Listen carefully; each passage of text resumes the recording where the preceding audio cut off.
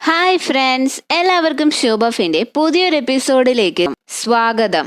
Hi കുക്കിയുടെ episode 6 ആണ് നമ്മുടെ ചാനലിൽ കാണാൻ പോകുന്നത്. ചിരിച്ചുകൊണ്ടിരിക്കുന്ന സിയങ്ങിനെ ഹോസ്പിറ്റലിലേക്ക് എത്തിക്കായി ഹായൂണിനെ ഏൽപ്പിക്കുന്നത് കാണിച്ചാണ് എപ്പിസോഡ് ആരംഭിക്കുന്നത്.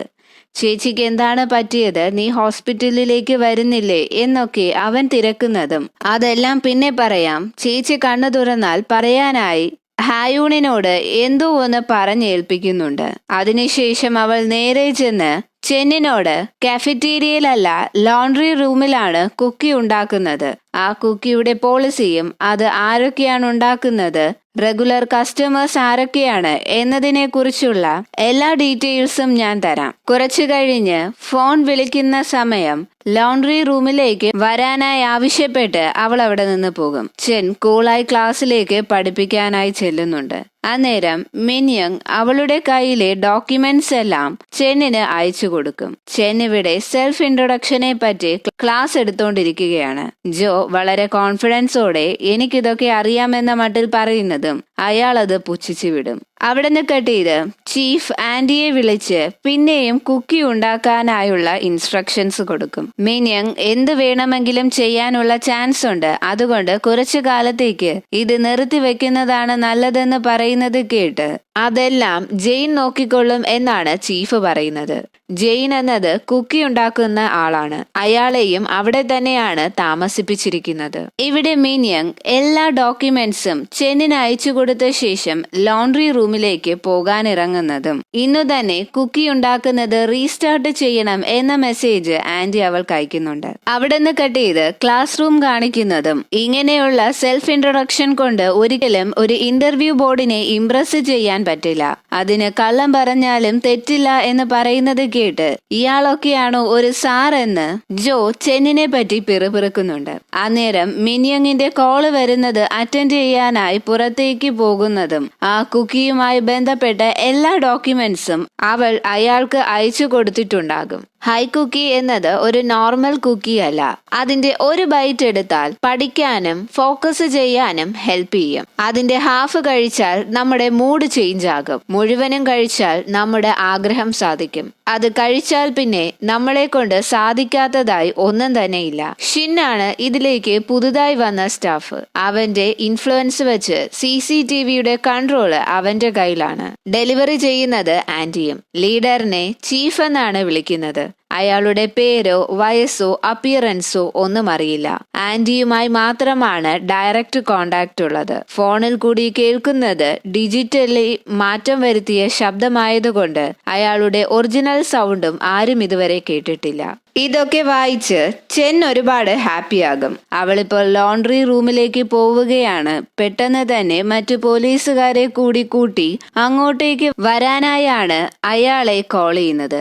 ഈ നേരം മിന്യങ് ലോണ്ടറി റൂമിലേക്ക് ചെന്ന് ആന്റിയെ ഭീഷണിപ്പെടുത്തുന്നുണ്ട്. ഞാൻ എല്ലാ തെളിവും പോലീസിന് അയച്ചു കൊടുത്തിട്ടുണ്ട്, ചീഫ് രക്ഷപ്പെട്ടാലും നീ രക്ഷപ്പെടാൻ പോകുന്നില്ല എന്ന് പറയുന്നത് കേട്ട് ജെയിൻ അങ്ങോട്ടേക്ക് വരുന്നുണ്ട്. അയാളുടെ രൂപം കണ്ട് പേടിച്ച് ഓടുന്നുണ്ടെങ്കിലും അയാൾ അവളെ ലോക്ക് ചെയ്ത് ഒരു കൈ കൊണ്ട് തൂക്കിയെടുക്കും. ഏത് പോലീസുകാരനാണ് അയച്ചതെന്ന് ചോദിക്കുന്നുണ്ടെങ്കിലും അവൾ അതിന് മറുപടി കൊടുക്കാതെ ആകുമ്പോൾ ഞാനല്ല നീയാണ് അവസാനിക്കാൻ പോകുന്നതെന്ന് പറഞ്ഞ് 2 കുക്കി ഒരുമിച്ച് അവളുടെ വായിലേക്ക് കുത്തിയിറക്കും. പിന്നീട് പണ്ട് അച്ഛൻ ഉപദ്രവിച്ച ടൈമും ഇതുപോലെ പോലീസ് വരാനായി വെയിറ്റ് ചെയ്തിട്ടുണ്ട്.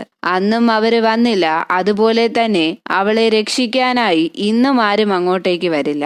അങ്ങനെ ഇത് ഓർത്ത് കിടക്കുന്ന അവളെ കാണിച്ച് കട്ട് ചെയ്താൽ രക്ഷിക്കാമെന്ന് ഉറപ്പ് കൊടുത്ത ചെൻ അവളെ ആംബുലൻസിൽ കയറ്റിക്കൊണ്ടു പോകുന്നതെല്ലാം നോക്കിക്കൊണ്ട് നിൽപ്പുണ്ടാകും. അയാൾക്ക് വേണ്ടത് ആ തെളിവ് മാത്രമായിരുന്നു. അവിടെ നിന്ന് കട്ട് ചെയ്ത് മിന്യങ്ങിന്റെ ഫ്യൂണറൽ ഹാളാണ് കാണിക്കുന്നത്. സ്വബോധമില്ലാതെ അനങ്ങാതെ നിൽക്കുകയാണ് സിയങ്. അവിടെ നിന്ന് സീൻ കട്ട് ചെയ്ത് സിയങ് കോളേജിൽ പോകുന്നതും ഫ്രണ്ട്സിനോടൊപ്പം പാർട്ടി എൻജോയ് ചെയ്യുന്നതും ഒക്കെ കണ്ട് ഞെട്ടി എഴുന്നേൽക്കുന്നതും ഇതെല്ലാം വെറും ഒരു സ്വപ്നമാണെന്ന് വിളിച്ചു പറയുന്നത് കേട്ട് തൊട്ടടുത്തിരിക്കുന്ന ഹായൂൺ ഡോക്ടറിനെ വിളിക്കാനായി പോകുന്നുണ്ട്.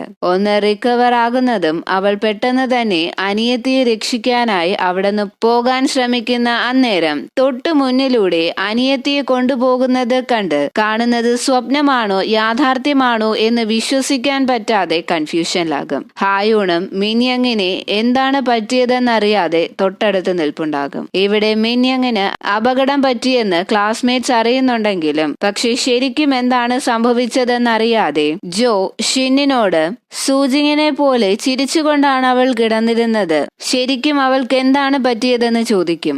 എനിക്കറിയില്ലെന്ന മറുപടി കേട്ട് നിനക്ക് അവളെ ഇഷ്ടമാണെന്നാണ് ഞാൻ കരുതിയത്, പിന്നെ എനിക്ക് വട്ടല്ലേ അവളെ ഇഷ്ടപ്പെടാനെന്ന് അവൻ പറയുന്നുണ്ട്. അന്നേരം കരഞ്ഞുകൊണ്ട് ഹായൂൺ അങ്ങോട്ടേക്ക് വരും. അവൾക്ക് അപകടം പറ്റിയതിൽ അവന് മാത്രമാണ് കുറച്ചെങ്കിലും സങ്കടമുള്ളത്. അവനോട് കാര്യം അന്വേഷിക്കാനായി ജോ വരുന്നുണ്ടെങ്കിലും ചെൻ അങ്ങോട്ടേക്ക് വന്ന് എല്ലാവരോടും പഠിക്കാനായി പറയുന്നുണ്ട്. പുതുതായി വന്ന പോലീസുകാരൻ ചെന്നിനെ കണ്ട്, നിന്നെ ഇവിടെ സാറിന്റെ രൂപത്തിൽ കണ്ട് ഞാൻ ആദ്യം ഒന്ന് ഞെട്ടി.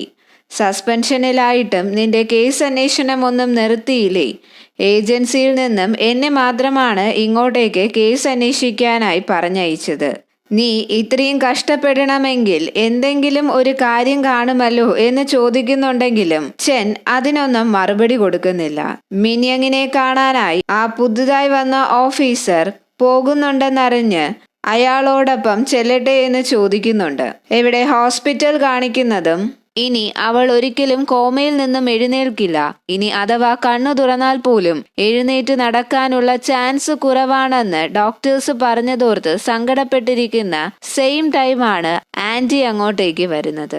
നിന്റെ അനിയത്തിക്ക് തീരെ അനുസരണയില്ല, അതുകൊണ്ടല്ലേ ഇപ്പോൾ ഹോസ്പിറ്റലിൽ കിടക്കേണ്ടി വന്നത്. ഇനി അവൾ അവിടെ നിന്ന് എഴുന്നേറ്റാലും എല്ലാ കേസും അവളുടെ തലയിലാണ്. നേരെ ജയിലിൽ പോയി കിടക്കാം. അത് വേണ്ടെങ്കിൽ ആ കുക്കിയെ കുറിച്ച് ആരോടും ഒന്നും മിണ്ടരുത്. അവളെ ചികിത്സിക്കാനുള്ള മുഴുവൻ ഹോസ്പിറ്റൽ ചിലവും ഞങ്ങൾ നോക്കിക്കൊള്ളാം എന്ന് പറയുന്നത് കാണിച്ച് കട്ട് ചെയ്താൽ സിയങ്ങിനും ആ ഓഫർ സ്വീകരിക്കാതെ വേറെ വഴിയില്ല. സിയങ് നമ്മൾ പ്രതീക്ഷിച്ചതിലും പെട്ടെന്ന് ആ ഓഫർ സ്വീകരിച്ചു. അതുകൊണ്ട് നമുക്കിനി ആരെയും പേടിക്കാതെ കുക്കി ഉണ്ടാക്കുന്നത് റീസ്റ്റാർട്ട് ചെയ്യാമെന്ന് ചീഫിനെ വിളിച്ച് പറയുന്നുണ്ട് ആന്റി. ഇന്നേരം കാറിൽ വന്നുകൊണ്ടിരിക്കുന്ന ചെൻ നമുക്ക് ഒരുമിച്ച് വർക്ക് ചെയ്താലോ എന്ന് പുതിയ ഓഫീസറിനോട് ചോദിക്കുന്നതും നിന്റെ സീക്രട്സ് ഞാൻ കണ്ടുപിടിക്കുമെന്ന് പേടിയായോ?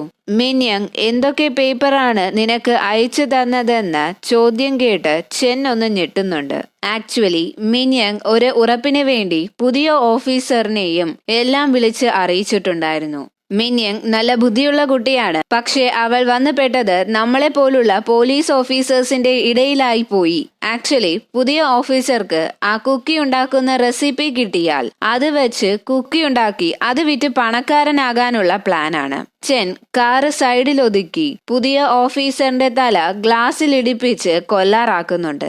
ശേഷം മിൻയങ്ങിനെ ഹോസ്പിറ്റലിലേക്ക് കാണാൻ വരുന്ന ടൈം ചെൻ അവളുടെ ഫോൺ അവിടെ ഇരിക്കുന്നത് കണ്ട് അതെടുത്ത് പരിശോധിക്കുന്നത് കാണാം. ഇന്നേരം സിയങ് അനിയത്തിയുടെ യൂണിഫോമും ഇട്ട് നേരെ സ്കൂളിലേക്ക് ആന്റിയെ കാണാനായി വരും. അന്നേരം ആന്റി ജെയിൻ കുക്കി ഉണ്ടാക്കി കൊണ്ടുവരുന്നതും കാത്ത് വെയിറ്റ് ചെയ്തിരിക്കുകയാണ്. നീ ഒറ്റയ്ക്കാണോ? നിന്റെ സഹായി ആ റൂമിലാണോ എന്ന് ചോദിച്ച് കയ്യിൽ ഒരു കത്തിയുമായി കയറി വരും. നീ കാരണമാണ് എന്റെ അനിയത്തി ഹോസ്പിറ്റലിലായത്, നിന്നെ ഞാൻ കൊല്ലുമെടി. കത്തിയുമായി ആന്റിയുടെ അടുത്തേക്ക് വരുന്നുണ്ട്. നിന്റെ അനിയത്തി ചാവാൻ വേണ്ടി സ്വന്തമായി ആ കുക്കി കഴിച്ചതാണെന്ന് രക്ഷപ്പെടാനായി പറഞ്ഞു നോക്കുന്നുണ്ട്. പക്ഷെ അതൊന്നും കേൾക്കാതെ ആന്റിയെ കത്തി കൊണ്ട് കുത്തുന്നത് കാണിച്ചാണ് ഇന്നത്തെ എപ്പിസോഡ് അവസാനിക്കുന്നത്. എപ്പിസോഡ് ഇഷ്ടപ്പെട്ടാൽ ലൈക്ക് ചെയ്യുക, ഷെയർ ചെയ്യുക, സബ്സ്ക്രൈബ്